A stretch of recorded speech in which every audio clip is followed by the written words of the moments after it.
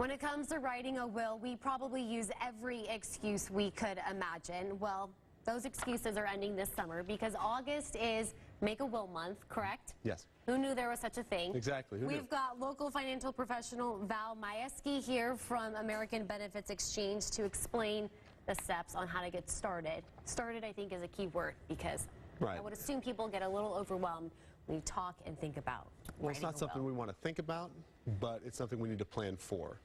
So it's not just for the wealthy. People think, hey, I don't need an estate plan or a will. It's for only the wealthy folks, and that's couldn't be any further from the truth. So whether you have any kind of asset, you own a car, you have a house, nice furniture even, minor kids at home, some form of an estate plan needs to be put in place, and it's just about protecting not just your items, your loved ones, and avoiding confusion if something were to happen to you down there. Yeah, and you answered my first question. Who needs a will? Oh, exactly. So sorry to jump the gun on you. No, go for it. Just saying, it's about that protection. Just making sure your last will and testament, your final wishes are documented and they can be carried out, when the situation arises. And how do you even begin that process? Well, the first is thinking about the people that are your beneficiaries, understanding what you want to leave them, the different items and who gets what. We see it all the time on TV or things like that, who gets what. But with regard to those items, document, inventory your assets. I mentioned your car, your home. What about jewelry, your financials, checking, savings, investments, property. So you just want to make sure all of that is spoken for, accounted for, and everything's carried out according to your wish. Do children need a will, or is it mostly for older people?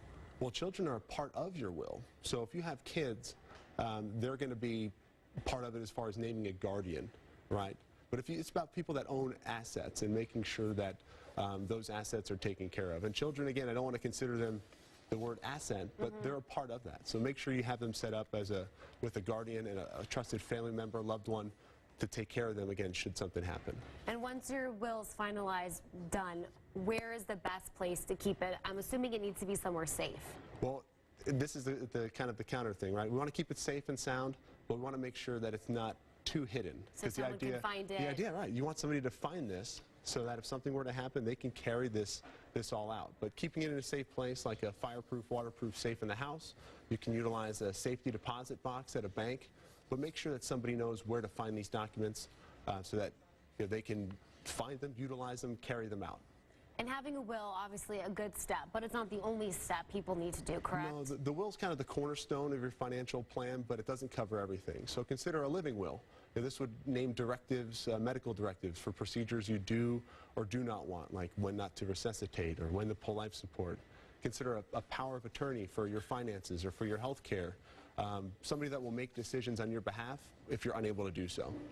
All right, anything else you want to add about this? No, we help out people all the time with their estate planning. Everybody's situation is different, so for some information they can go to our website, www.thinkabx.com.